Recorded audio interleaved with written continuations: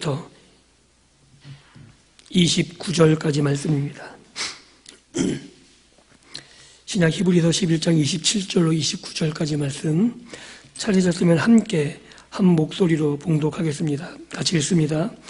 믿음으로 애굽을 떠나 왕의 노함을 무서워하지 아니하고 곧 보이지 아니하는 자를 보는 것 같이 하여 참았으며 믿음으로 유월절과 피 뿌리는 예식을 정하였으니 이는 장자를 멸하는 자로 그들을 건드리지 않게 하려 한 것이며 믿음으로 그들은 홍해를 육지같이 건넜으나 애굽 사람들은 이것을 시험하다가 빠져 죽었으며. 아멘. 오늘 우리가 읽은 본문 말씀을 가지고 믿음의 방식으로라는 제목으로 함께 말씀을 나누고 은혜 받기를 원합니다. 우리가 히브리서 11장을 함께 살펴보고 있는데 히브리서 11장을 대표적으로 믿음의 장이라 그러죠. 그리고 수많은 인물들이 나옵니다. 그래서 이 인물들을 믿음의 영웅들이라 이렇게 소개하기도 합니다. 그런데 한 가지 주의해야 될 점은 뭐냐면 이 히브리서 11장에 나온 믿음의 인물들을 우리가 영웅시하면 굉장히 문제가 발생할 경우가 많아요. 왜냐하면 한번 여쭤볼게요. 집사님 영웅이세요? 영웅이세요? 근데 영웅으로 느끼셔야 되거든요, 내가.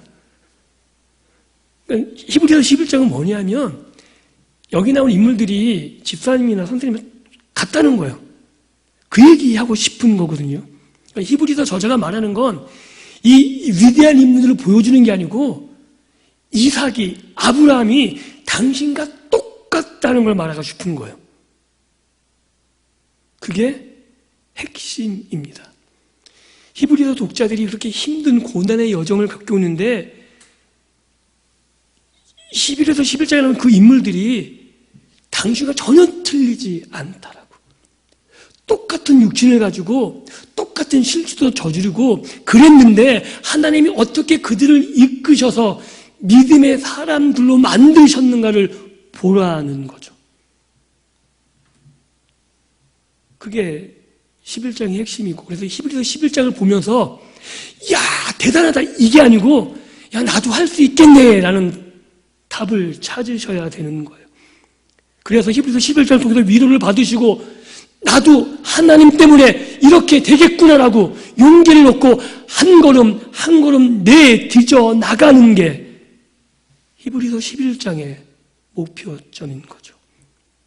그래서 히브리서 11장에서 말하는 믿음은 히브리서 11장에 나타난 인물들의 의지와 신념, 결단을 이야기한 적이 한 번도 없습니다.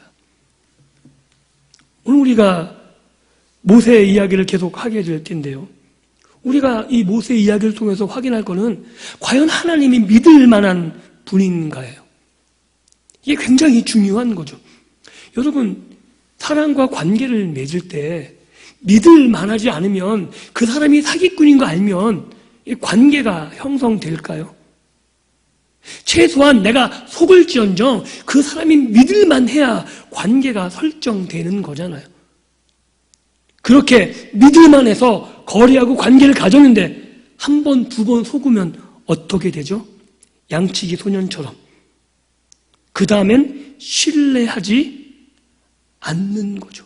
그가 어떤 말을 해도 내가 그를 신뢰할 수 없는 경험을 가지고 있기 때문에 그의 상황과 그의 말에 신뢰성을 담보한 어떤 현상이 나타난다 해도 신뢰가 안 되는 거죠. 우리는 이 히브리서 11장을 통해서 이 믿음의 인물들을 통해서 무엇을 바라봐야 되냐면 과연 하나님이 믿을 만한 분인가? 아브라함을 통해서 보셔야 되는 거예요. 하나님이 과연 어떤 하나님이길래 아브라함은 자기 아들까지 주기로 했었는가? 이삭은 도대체 에서를 그렇게 사랑했는데 하나님이 어떤 분이길래 하나님 그 명령 한마디에 에서가 아니라 야곱에게 축복했는가?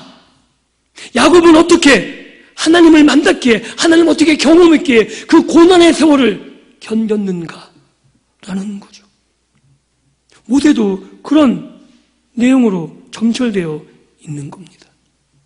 오늘 모세 이야기를 계속해서 하는데 공주의 아들이라 칭함을 거절해요. 그리고 오늘 우리가 읽은 본문 말씀처럼 왕의 노함을 무서워하지 아니하고 보이지 아니하는 자를 보는 것 같이 참았다고 말하고 있는 거죠. 이게 모세의 위대한 결단으로 보이십니까? 출애굽기에 보면 상황이 전혀 달라요.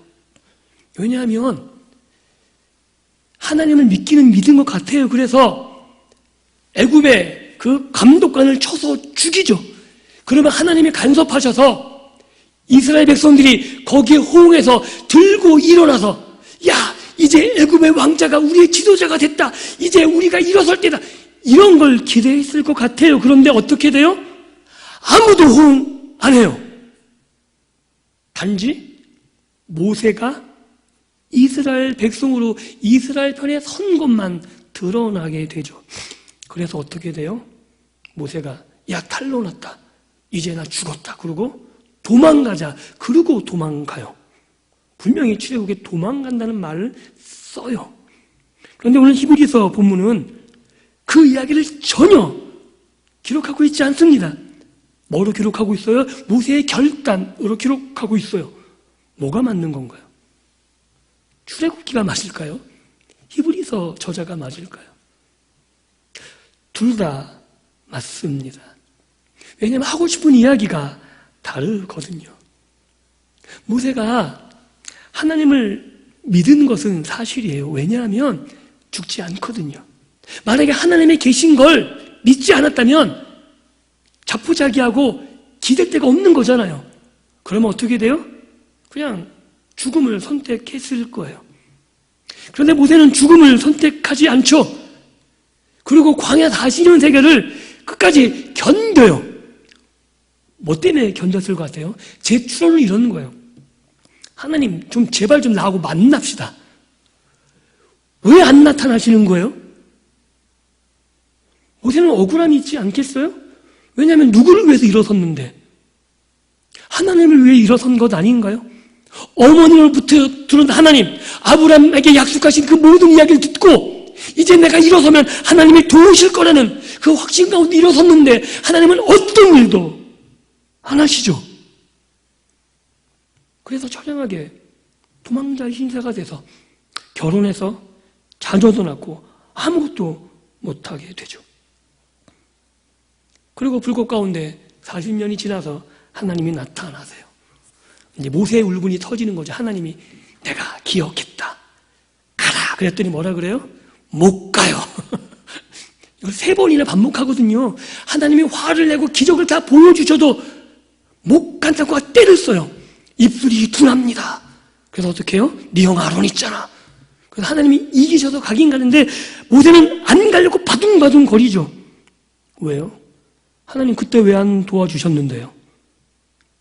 그때는 내가 힘이 있었고 내가 조금만 더 하면 이스라엘 백성이 조금만 도우면 넉넉하게 이집트의 모든 것들을 전복하고 나올 수 있었는데 지금 40년이 지난 애굽의 바로가 날 기억하지도 못하는 거고 내가 이스라엘 백성이 잊혀진 거고 내가 아무것도 없는데 내가 여기서 뭘 하라고요? 어떻게 보면 이 모세의 항변이 타당해 보이지 않으신가요? 그때 하나님은 이렇게 말씀하고 계시는 거죠. 네가 생각하는 때하고 내가 생각하는 때는 다르다는 거예요. 그리고 하나님께서는 이스라엘 백성을 구원하실 필요도 있었지만 모세로 만들 필요성도 또한 계셨던 거죠. 그래서 일단 모세에게 기적을 경험하게 하세요. 지팡이가 뱀이 되고 그리고 문둥병이 들었다가 문둥병이 나았다. 놀라운 기적들을 체험하게 하죠. 이게 우리가 너무나 익히 들어서 잘 아는 것 같지만 이게 굉장히 어려운 기적이에요. 왜냐하면 지팡이를 던져서 뱀이 되는 건 쉬워요. 그런데 하나님이 뱀의 어디를 잡으라 그러세요? 머리요? 아니에요. 어리 잡으라고요? 꼬리 잡으래요. 뱀 꼬리 잡으면 어떻게 돼요? 물려 죽어요. 그러니까 뱀의 꼬리를 잡으려는 건 하나님을 신뢰하지 않으면 어떻게 돼요? 물려 죽는 거예요. 철저하게 하나님께서 모세를 훈련시켜 나가고 계시는 거죠. 하나님을 일단은 모세가 하나님께 못 이겨서 다시금 광야 생활 가운데에서 그 모든 것들을 정리하고 애굽으로 돌아옵니다. 근데 이 애굽으로 돌아오는 것도 쉬운 게 아니에요. 오늘 우리가 읽은 본문에 말하는 것처럼 왕의 노함을 무서워하지 아니하고, 이 40년 전에는 왕의 노함을 피해서 떠났잖아요. 그죠?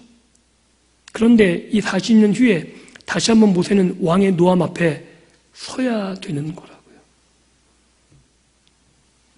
아무 권력도 없고 애굽에서 살인자로 지명수배에 내린 그 상황에서 어떻게 해요? 왕 앞에 섰을 때 너 누구야? 모세야? 너 전에 우리 감독관 쳐 죽였을 때 이 사건 하나로 그냥 죽여라 그랬으면 아무 거기서 대꾸도 할 수 없고 어떤 반박도 할 수 없고 그냥 죽어야 되는 상황으로 내몰리는 그 바로 앞에 서야 되는 거거든요. 그런데 모세는 어떻게 해요? 쓴다고요. 그러니까 우리는 자꾸 믿음 그러면 어떤 용기 100배 가지고 그 모든 것들을 무서워하지 않고 그냥 당당하게 나가는 것만을 믿음으로 생각하는데 성경은 안 그렇습니다. 지금 모세가 당당해서 나간 게 아니잖아요. 하나님 앞에 등 떠밀려 나가고 있다고요.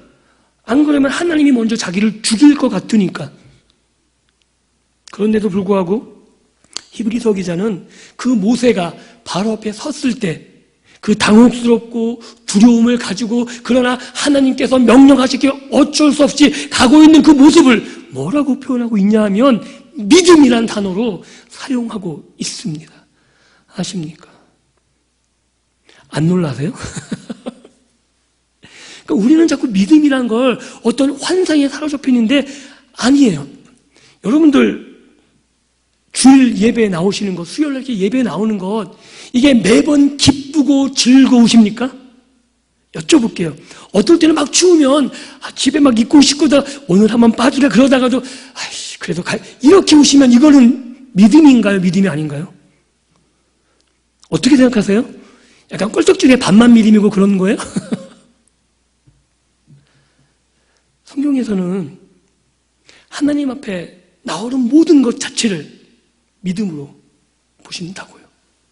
그것이 어떤 이유와 상황과 어떤 등 떠밀림이 있다 할지라도 그 모든 것들이 우연이 아니라고요. 누가 이끌고 계시냐고 하면 하나님이 이끄십니다. 그래서 그 모든 것들을 믿음이라고 말할 수 있는 거죠. 이게 우리의 신앙생활에서 얼마나 큰 위로고 우리에게 은혜가 되는 말씀인지 몰라요. 왜냐하면 히브리서 독자들도 자신의 상황이 너무나 막 그렇거든요. 두려움과 떨림과 공포 속에서 막 갈등하고 있잖아요. 용기 있게 인내하는 게 아니라 하루에 수백 번씩 내가 한 번만 예수님을 배반하면 우리 가족이 잘 살 수 있는데 우리 가족이 편안하게 살 수 있는데 내가 할까? 어떨 때는 문 앞에 나갔다가 다시 들어오기도 하고 이런 갈등 가운데 있을 때 하나님께서 히브리서 11장을 통해서 뭐라고 말씀하고 계시냐면 너희들이 그럼에도 인내하고 지금까지 버티고 있는 것, 네가 갈등하면서도 네 믿음을 지키고 있는 것, 그 모든 과정들을 다 믿음이라고, 믿음의 대장구처럼 잘 참고 있는 거라고 인정하고 계시다고요. 그래서 계속해서 권면하고 있는 거죠. 모세를 그렇게 이끌어갔던 하나님, 그 하나님이 그를 그렇게 다듬으셨던 것처럼 너도 그렇게 만들어 가실 거고 그 고민들을 넘게 하실 거고 그것이 하나님의 은혜이지만 결국 하나님 앞에 섰을 때는 하나님이 네가 한 거라고 네가 믿음으로 이겨낸 거라고 칭찬하실 거라고 그렇게 말씀하고 계시는 겁니다. 이게 성경이 보여주고 싶은 믿음인 것이고, 이것이 바로 하나님이 그렇게 믿을 만한 분이라는 것, 하나님이 잡은 손을 놓지 않으셔서 그렇게 끌고 가고 계시다는 것을 보라고 말씀하고 있는 겁니다. 그래서 우리는 히브리서 11장을 통해서 끊임없이 확인해야 돼요. 여러분도 여러분 믿음 생활을 지켜나가기 위해서 끊임없이 확인하셔야 돼요. 과연 하나님이 믿을 만한 분인가? 하나님은 빨리 떠나십시오. 그게 훨씬 낫습니다. 안 그런가요? 믿을 만하지 않은데 뭘 갖고 여기 계신 거예요? 저는 하나님 믿을 만해서 내 인생을 충분히 걸만한 그 이상 분이기 때문에 저는 여기 당당하게 서서 외칠 수 있어요. 남들이 나를 볼 때 가지고 것도 없는 것 같고 나은 것도 없는 것 같고 내세울 게 없는 것 같지만 저는 하나님 때문에 당당하게 외칠 자신이 있는 사람이에요. 나를 보라는 게 아니에요. 하나님이 나를 통해 어떻게 일하시는가? 내가 가진 것이 없어도, 내가 남보다 지혜가 부족하다 할지라도 하나님이 그들보다 훨씬 더 이 땅에서 값진 삶을, 보람있고 뛰어나고 능력 있는 삶을 살게 하심을 저는 믿습니다. 나에게서 나오는 게 아니에요. 믿음이란 건 내가 무엇을 가지고, 내가 어떤 것을 가지고 하는 것이 아니라 내 속에서 나오는 게 아니라 하나님께로부터 주어진 것이고 하나님이 이끌어 가시는 것이고 하나님이 함께 하시는 것이기에 저는 담대하게 오늘도 이렇게 여러분들 앞에서 외칠 수 있는 겁니다. 그런 하나님, 믿을 만한 하나님이 우리가 또 한 가지 생각할 게 내 편이신가요? 아무리 믿음직스러우시면 뭐예요? 내 편이 아니라면. 어느 때는 내 편인 것 같고 어느 때는 내 편이 아닌 것 같으면 불안하지 않을까요? 내 편이 되기 위해서 애를 써야 된다면 여러분 이것처럼 심각한 문제는 없는 겁니다. 지난번에 한번 말씀드렸죠. 승리의 여신. 그건 고대 세계 사람들의 편견 때문에 생긴 거라고. 왜 승리의 여신이라고요? 기억나세요? 변덕스러워서요. 승리의 여신이라는 표현을 운동교육에 쓸 때는 이기지 않을 경기에 이겼을 때 그런 말을 쓰거든요. 승리의 여신이 도와서. 이게 그런 의미거든요. 그러니까 만약에 하나님이 변덕스럽다면 우리는 어떻게 해야 되냐면 그 변덕스러움이 나에게 해당되자고 일관성을 갖기 위해서 끊임없이 하나님을 달래야 돼요. 나한테만 잘하도록. 그게 우상 섬기는 겁니다. 왜 사람들이 조상신을 섬겨요? 정말 조상을 존경해서요? 아니에요. 조상신 잘 섬겨 자기들이 잘 된다고 생각하는 거예요. 뭐 하는 거예요? 귀신들을 달래는 거죠. 내가 이만큼 했으니 우리들은 딴 사람들한테는 어떻게 해주는지 몰라도 나와 내 자녀들에게는 잘해달라는 거예요. 나쁜 짓 하지 말고 해코지하지 말고. 왜? 그렇게 안 하면 해코지할 것 같으니까. 그래서 부모님을 잘 못 모셨던 사람들이 제사는 잘 지내요. 왜요? 무서우니까요. 그러니까 여러분들 살아계신 부모님들한테 잘하십시오. 기독교는 물론 죽은 부모님을 공경하기도 해야 되지만 살아계신 부모님 앞에 효도하시는 겁니다. 그리고 그렇게 선한 영향력을 살아계실 때 보이셔야 되는 거죠. 하나님은 우리가 달래야 되는 대상이 아니라고 히브리서 11장은 끊임없이 보여주고 있는 겁니다. 모세가 바로 앞에 그 왕의 분노를 견딜 수 있었던 것, 광야 그 40년 정말 죽고 싶었던 그 40년의 기간을 인내할 수 있었던 것, 그것은 어머니 요게벳으로부터 들었던 하나님, 그 하나님이 살아계심을 믿었기에 버텨냈던 것이라고 히브리서 기자는 분명히 말하고 있는 겁니다.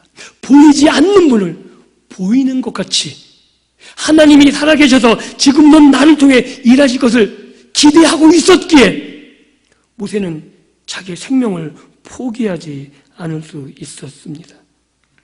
그리고 그 하나님, 그 능력의 하나님, 나를 만나셔서 이스라엘을 구원하시겠다고 말씀하신 그 하나님의 명령을 하나씩 순종해 나가죠. 그게 애굽의 10가지 재앙으로 펼쳐져 나갑니다. 이 애굽의 10가지 재앙은 다른 때 소개할 시간이 있으면 좋겠지만 애굽의 신들을 하나씩 하나님이 얼마나 무능하고 그것이 신이 아닌가를 보여주시는 방법으로 10가지 재앙이 하나씩 진행됩니다. 그리고 마지막에 10번째 재앙이 뭐예요?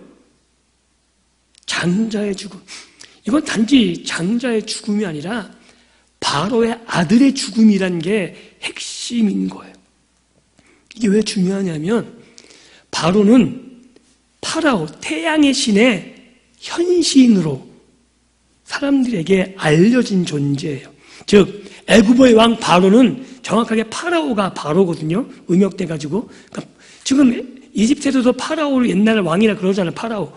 그 파라오가 애굽 왕의, 즉 태양의 신의 현신, 그 태양의 신이기 때문에 어둠을 물리치는 존재인 거예요. 그런데 이 파라오의 아들의 장자의 죽음은 결국 파라오가 죽는 것과 똑같은 거거든요. 즉 뭐냐면 빛이 어두움에 갇히는 상태. 9번째 재앙이 사람에게 현신되는 그 모습이 10번째 재앙으로 아주 극명하게 드러나고 있는 거죠. 9번째 재앙이 뭐예요? 태양이 가려지는, 태양이 신이 아님을 증명해 주고 있고, 10번째 재앙, 그 현신이라는 파라오가 아무것도 아님을, 참신이 누구며 그 참신의 대행자가 파라오가 아니라 모세임을 보여주는 사건이 바로 10번째 재앙인 거죠. 그래서 어떻게 해요? 애굽의 온 땅에는 장자가 다 죽는 거예요. 빛이 어둠으로 온전히 갇히고 죽어 마땅한, 죽음으로 덮여야 되는 노예는 어둠의 세상이잖아요. 그런데 그곳에 뭐가 넘쳐나요? 생명이 넘쳐난다고요. 빛이 넘쳐난다고요. 이것이 극명하게 대비되므로 누가 참신이며 누가 신의 대리자임을 하나님이 분명하게 10번째 재앙을 통해서 보여주고 있고, 그것이 한 의식으로 드러나는 거죠. 어떤 의식이요? 유월절 의식이요. 하나님이 말씀하신 말을 따라서 그대로 행할 때 죽음의 천사가 그 집을 넘어가는 유월절을 통해서 하나님이 온전히 이스라엘 편이심을 드러내고 있는 거죠. 그리고 히브리서 독자들에게, 이 히브리 서신을 읽는 모든 독자들에게 말하고 있는 거예요. 이스라엘 편이신 하나님이 예수 그리스도 안에서 바로 네 편이라고, 너를 위해서 그 아들까지 죽이신 하나님이 너를 사랑하시는 그분이라고, 그 능력으로 지금도 너를 돕고 계시고 네 안에서 활동하고 계시는 분이라고 아주 강력하게 말하고 있는 거죠. 그래서 어떻게 해요? 지금 이 고난이 어떻게 보면 너무나 힘들고 어렵고 참기 쉽지 않은 그런 것 같지만 아니라고. 이 믿음의 성진들도, 너희 조상들도 다 그런 길을 걸었었고 이겼었고, 어떻게 하나님이 도우셔서 하나님의 친히 그런 용기도 주시고 피할 길도 내시고, 아니면 넉넉하게 다른 기적 같은 것을 베푸셔서라도 넉넉하게 이기게 하셨다고 보여주고 계시는 거예요. 그래서 너 혼자가 아니라고, 지금 당하는 그 고통을 예수님이 함께 당하고 계시고 주는 그 순간에도 너를 놓지 않으실 거라고 분명하게 말하고 있는 겁니다. 사랑하는 성도 여러분, 이것이 히브리서 독자들에게만 해당되는 내용은 아닙니다.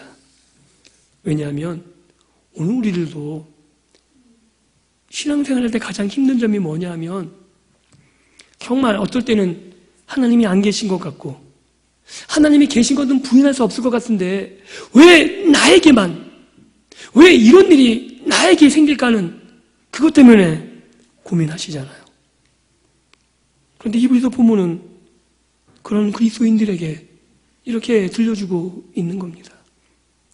믿음이란 것이 너의 용기와 너의 결단으로 되어지는 게 아니라 그 힘든 여정 가운데 하나님이 너를 어떻게 끌고 가시는지를 보라는 거예요. 네 안에 역사하시는 예수 그리스도, 너와 함께 하셔서 너를 떠나야 되는 그분이 오늘도 너를 이끌고 있는 것이고, 네가 번민하고 고민하는 가운데 네가 그 끈을 놓지 않는 게 너의 결단과 너의 의지가 아니라 예수 그리스도께서 네 안에서 너를 붙잡고 계시기 때문에 내가 그 발걸음을 띄워놓을 수 있었다라고 말씀하고 계시는 거예요. 그래서 여러분들이 주일날 예배에 나오고 힘든 가운데서도 손을 떨어가면서 어떨 때는 이거 하나가 한 달 생활비가 될 수 있는 그걸 가지고 고민하면서 헌금 바구니에 넣을 수도 있어요. 그럼에도 불구하고 하나님께서 그 손길 또한 인도하시는 거라고 믿을 수 있기를 주님의 이름으로 축복합니다. 인색함이나 억지로 하는 건 아닌 거죠. 그러나 우리가 한 모든 행위가 하나님 앞에서 이루어진 것임을 믿을 수 있었으면 좋겠습니다. 우리의 그 연약함을 아시거든요. 우리의 부족함과 우리의 어리석음 또한 다 알고 계시는 거예요. 히브리서 11장에는 믿음의 사람들, 제가 보기에는 다니엘 정도 외에는 그렇게 막 내세울 만한 특별한 믿음이 있었다고 보이는 사람이 별로 없어요. 실수가 많았고 어리석은 행동도 참 많이 했지만, 그러나 어떻게 하나님께서 그를 붙잡아 세우시고 연단하시고 그를 정말 누구 앞에 내세워도 당당히 자랑할 만한 그런 믿음의 사람들로 하나님이 만들어 가셨거든요. 그처럼 오늘 저와 여러분들도 하나님이 그렇게 만들어 가실 거라고 말씀하고 계신 겁니다. 내가 모세를 만들었던 것처럼, 내가 모세와 함께하고 모세에게 능력을 주었던 것처럼 내가 그렇게 하면 내가 너도 그렇게 만들 수 있다라고, 내가 이 땅에서 사람들에게 조롱을 받는다 할지라도 하나님이 함께 하시면 그 모든 것들 위해 뛰어나게 능력을 가지고 일할 수 있도록 만들 수 있다라고 하나님이 오늘 우리들에게 말씀하고 계신 겁니다. 그래서 히브리서 11장에서 말하고 싶은 건 그거죠. 믿음이라는 것은 하나님이 일하시는 방식이라는 거예요. 믿음은 내가 얼마나 많이 믿는 게 아니라 하나님이 일하시는 방식을 믿음이라는 것을 통해서 일하신다는 거죠. 우리가 구원을 어떻게 받았습니까? 라고 묻으면 우리가 믿어서 받았다고 자꾸 착각하시는데 아니에요. 구원은 하나님의 은혜로 얻는 거예요. 이거 에베소서 2장 10절에 분명히 나오는 거죠. 우리가 믿음은 하나님의 은혜로 얻는 거예요. 그런데 그 은혜가 믿음이란 방편을 통해서 주어지는 거예요. 즉 하나님은 믿음이란 것을 통해서 하나님이 일하시는데, 이 히브리서 11장에 나오는 믿음의 인물들, 그들을 다루시는 모든 방식들, 그들을 인도하시고 그들에게 하나님께서 기적을 베풀어 주시며 그를 하나님과 동행하는 능력의 사람들로 만들어 가시는 그 모든 방법들, 방식들, 그것을 총괄해서 한 단어로 어떻게 총칭하냐 하면 믿음이라고 총칭하는 겁니다. 이게 히브리서 11장에서 오늘 하나님께서 우리들에게 알려주고 싶어 하는 거죠. 그래서 요게벳, 모세의 어머니 요게벳은 하나님이 일하시는 방식을 믿었습니다. 그래서 어떻게 해요? 모세를 하나님 손에 또 맡기는 거잖아요. 자기가 애굽 공주에게 갖다 주는 게 아니라 어떻게 해요? 죽는 게 당연하다고 여겨지는 애굽의 나일강에 모세를 뛰어 보내잖아요. 모세는 바로 앞에서 자신을 하나님 앞에 맡겨드려요. 원래 뒤에 숨어서 누구를 내보내서 전원하는 게 아니라 앞에 가면 죽을 수 있는 자신을 드러내물로써 자기를 누구 앞에 맡겨요? 하나님 앞에 맡긴다고요. 사람 눈에 보면 바로에게 맡기는 것 같지만 아니요. 모세는 바로에게 자신의 운명을 맡기는 게 아니라 눈에 보이지 않지만 믿음으로 볼 수 있는 하나님 앞에 자신을 맡기고 있는 겁니다. 그렇게 하나님이 일하시는 방식, 하나님께 모든 것을 맡기는 방식을 성경은 믿음이라 그러고, 그런 믿음의 방식대로 오늘도 인내하며 우리가 주어진 일의 삶에 최선을 다해 살아갈 것을 히브리서 기자는 우리들에게 동일하게 요구하고 있는 겁니다. 내가 결정하고 내 의지와 내 결단으로 일하는 것이 아니라 내가 하는 모든 것들을 하나님의 손에 맡기라는 거죠. 내가 결정하는 것이 아니라 그 결정을 하나님께 맡기십시오. 내가 선택하는 것, 일생일 때 가장 중요한 결정, 그것은 대부분 여러분 좋아하는 걸로 선택하시잖아요. 안 그런가요? 그런데 그 결정을 하나님께 맡겨보십시오. 하나님이 책임져 주시고 가장 좋은 것으로 여러분들에게 주실 겁니다. 그래서 오늘 본문 마지막에 보면 홍해를 가르는 사건이 나오죠. 그 애굽의 믿음으로, 모세의 믿음으로, 그리고 이스라엘 믿음으로 홍해가 갈라져요. 그리고 이스라엘 백성들은 홍해를 육지처럼 건너게 되죠.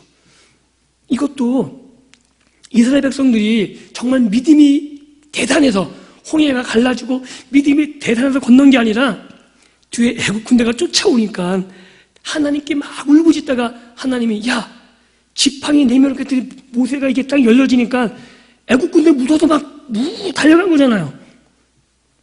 그런데도 성경은 이걸 뭐라고 표현하고 있어요? 믿음이라고요. 하나님이 인도하시는 길을 따라서 걸어간 모든 그 길들이 믿음이라고요. 그런데 애굽은 그 길 따라 걸었는데 믿음이 아니래요. 이상하잖아요. 이스라엘은 그걸 믿음이라 그러는데 애굽 사람한테는 뭐라 그래요? 하나님을 시험했다고요.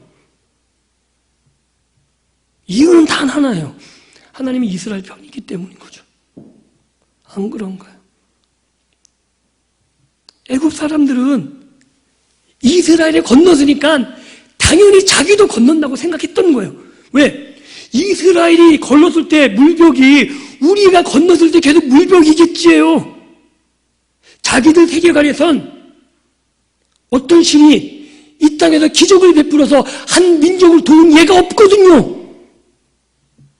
그러니 이스라엘이 건넜으면 우리도 건너는 게 당연한 거죠. 주저없이 건너는 거예요. 그런데 하나님 뭐라 그래요? 나는 너의 하나님이 아니라는 거죠. 얼마나 놀라운 이야기인지 아십니까? 여러분 그런 자신감을 가지셨으면 좋겠습니다. 믿지 않는 사람 앞에서 주눅 들지 마십시오. 그가 아무리 가진 게 많아도, 그가 나보다 아무리 배운 게 많아도, 그가 나보다 높은 위치에 있다 해도 하나님은 내 편이세요. 아십니까? 하나님은 그 사람 편이 아니라 하나님은 내 편이 되셔서 나를 위해 오늘도 일하시고 나를 위해 홍해처럼 길을 열어주실 것이고 나의 피할 바위가 되시며 하나님이 나를 위해 모든 것을 예비해 놓고 계십니다.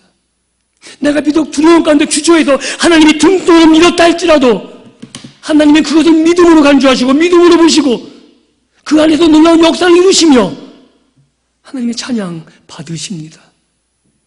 알지 않으십니까? 모세와 미리암의 찬양의 노래를, 그리고 이스라엘이 승리의 개가를 불렀던 사실을. 오늘 우리가 이런 히브리서 11장의 모세의 이야기를 통해서 모세가 광야에 나가고 유월절을 믿음으로 지키며 홍해를 갈랐던 사건, 이것이 온전히 하나님의 주도하신 것이지만 그것이 모세가 받아들였기에 모세를 통해 일하시는 그 하나님의 역사를 믿음으로 표현했던 것처럼 오늘 우리 안에 일하시는 그 하나님의 역사를 우리가 받아들이고 우리가 그 하나님의 인도하심 따라 행한다면 하나님께서는 그 일을 우리의 믿음으로 보실 것이고 우리를 칭찬하시며 많은 사람 앞에서 우리가 행한 일들을 통해서 하나님의 역사를 이루어 가실 겁니다. 그 믿음의 역사를 꿈꾸시며 오늘도 하나님이 내 손을 잡아 인도하시고 나를 통해 일하기를 원하시며 나를 통해 하나님의 나라가 세워지고 나를 통해 수많은 생명들이 주 앞에 돌아오게 되며 그리고 하나님께서 기뻐하시는 일들, 그 역사들이 오늘 하나님이 나와 함께 하시기를 원한다는 사실, 그 일들을 통해서 오늘도 하나님 앞에 놀라운 영광을 돌릴 수 있고 그 일들을 맞춰준 후에 하나님 앞에 정말 승리의 찬양을 드리며 믿음의 삶을 살아갈 수 있는 저와 여러분들의 삶이 될 수 있기를 주님의 이름으로 축복합니다. 기도합니다. 하나님, 감사합니다. 얼마나